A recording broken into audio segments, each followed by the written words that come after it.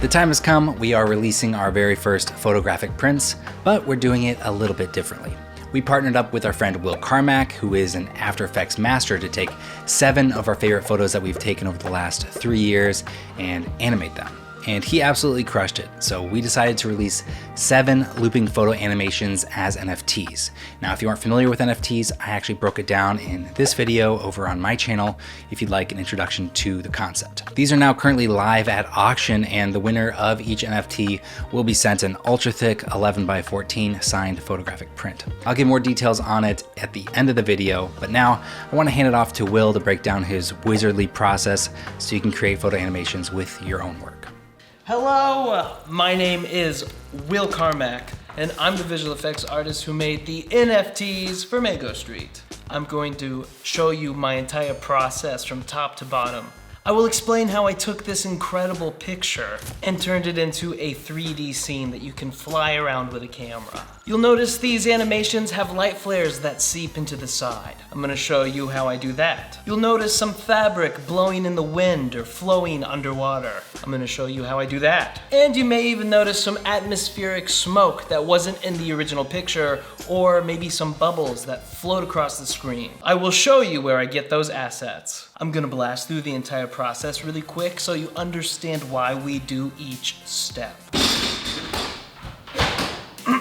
All right, so let's take this diner photo and cut literally everything out of it. I'm gonna take the pin tool and start masking everything left and right. I'm getting the lamps, I'm getting the walls, I'm getting the ceiling. But then I have to patch up all the holes that I left behind. With a mix of the content-aware fill and the clone stamp tool, and even other pieces from other photos, I entirely recreate the background. And once every single piece is cut out and rebuilt, I export every single layer as a PNG, so I have a folder with all of my set pieces. From there, I bring all the pieces in After Effects, where I rebuild the entire picture, but in 3D space. So, from the camera's perspective, every item in the picture is where it would have been in real life. Real space and distance. And then with the 3D camera in After Effects, I can pan around my new 3D scene and use keyframes to record the positions, which records a camera sequence.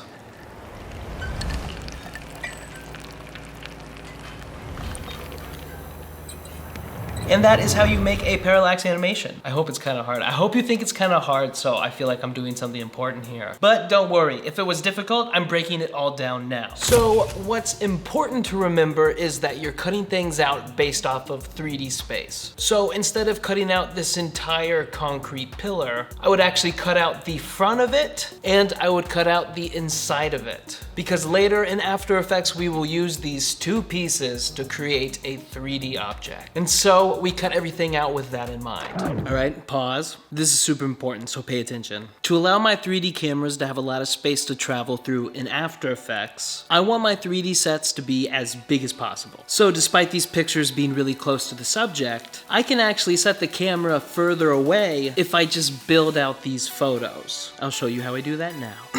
So you can watch me here duplicate and stretch out all of the set pieces. I'm using different transform tools like distort and skew to reshape the walls and be a continuation of one another. And because I didn't screen record a week of my life for nothing, let me show you some of the Photoshop highlights.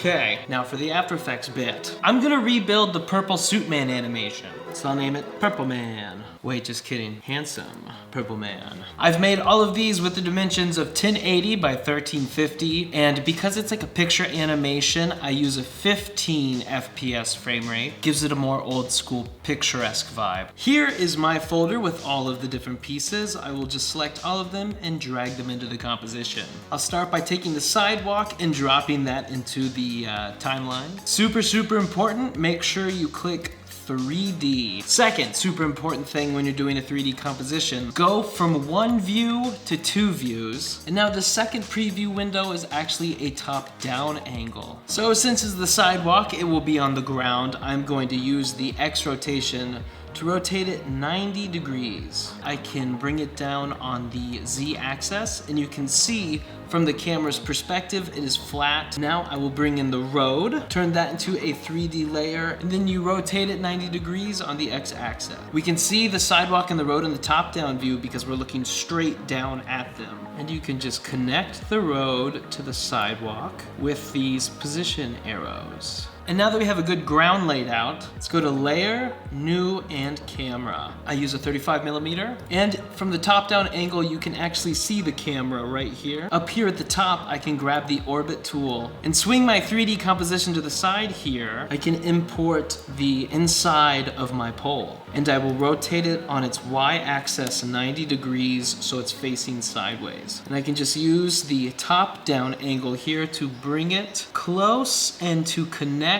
to the pole. And now I will just rinse and repeat that process. As you can tell from here, it's basically just drag and drop. All right, I will bring the man into the composition. He's front and center, so I will drag him to be in front of the garage. Beautiful. And so now if we fly through the composition, our man is now in there. So now you know how to build the 3D scene. And now I'll show you how to animate camera movement. So, best practice is coming up to Layer, New, and creating a null object. Remember, with every layer, even a null object, we have to make it a 3D layer. And if I come to the Pick Whip tool on the camera layer, I can drag that on the null. And now from the position arrows on the null object, I can control the camera. If I hit P to drop down the positions, I can hit the stopwatch to create a position keyframe, go over like 7 seconds, and if I drag the Z position forward on the null, you can see the camera slowly go forward. And you should just do this with any keyframe you ever make, but let's select them, right click, and easy ease. Let's watch that back. Bam, so now you can see our camera is moving on its own. This is how you record with a camera in After Effects. And now it's a great opportunity to show you how I animate clothing to move with the wind or the water. So I will isolate the cape and the man layer. And if I come up to the Effects and Presets menu and I type in the effect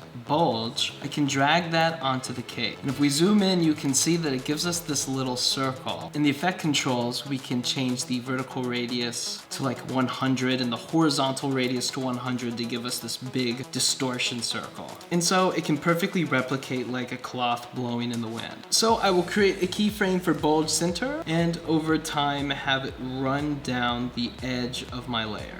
And if we watch that back, it really looks like the cloth is blowing in the wind when your camera pans through the set. That's not the only animation tool I'll use to animate a character or a piece. I will also use the puppet tool. So if I isolate this man and I come up to the top and I click on this thumbtack, this is the puppet tool. I will create an anchor point on all of the limbs. So on the feet, on the waist, on the hands, and watch what these points allow us to do. I can now grab it and move them all like this. What's great is every time you create one of these yellow points, you can see here that it creates a keyframe. I will take all these keyframes, move them to the beginning of the composition, and by this point in time, I can just move the limbs where I want them to be. And so if we watch that back, you can see his legs are subtly moving in opposite directions. And then you have all of this nice movement that complements your character. And now I'll show you how I make light flares in these animations. If I come up to Layer, New, and Solid, I'll name this light flare. I'll turn this into a 3D composition, and if I move this black solid where I want a light flare to be,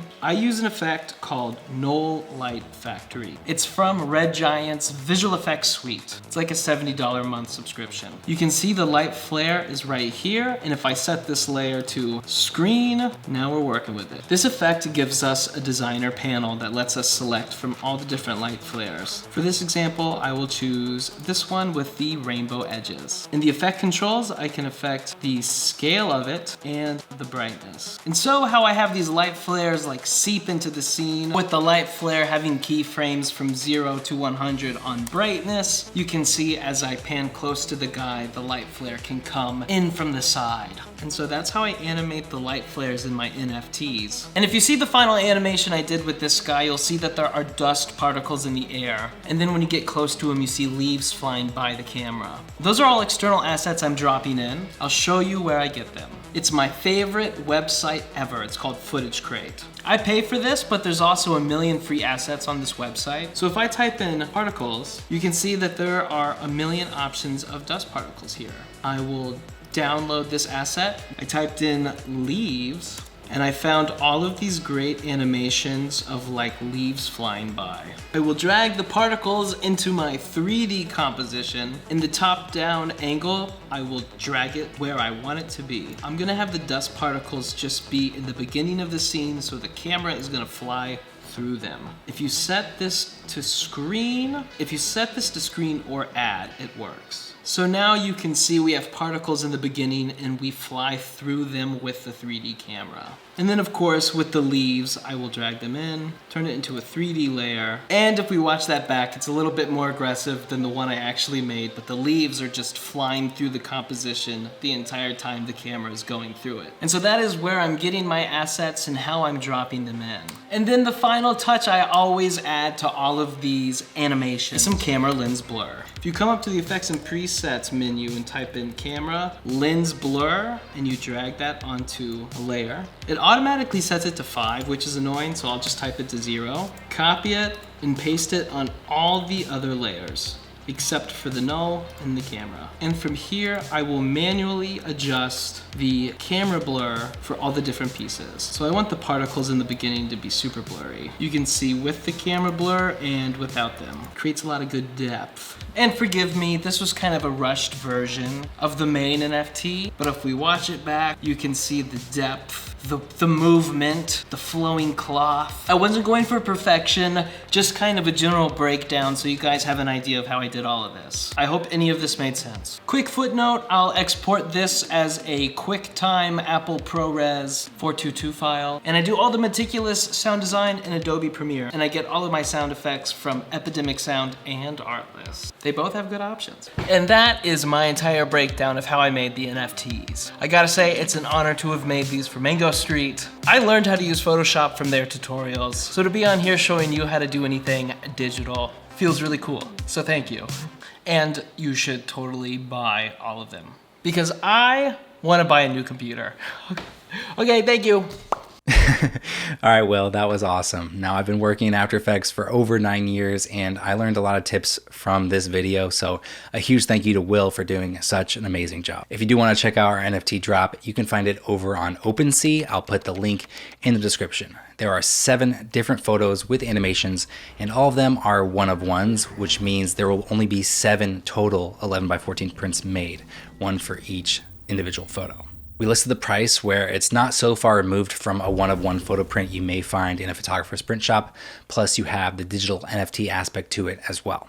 We'll also be using a part of the profits to pay for carbon emission offsets associated with minting NFTs on the Ethereum network. Thank you so much for supporting our channel over the years, for watching our videos. It truly means a lot to us. If you would do us a favor, subscribe if you haven't already. We will be back next week with a brand new video, so we'll see you then.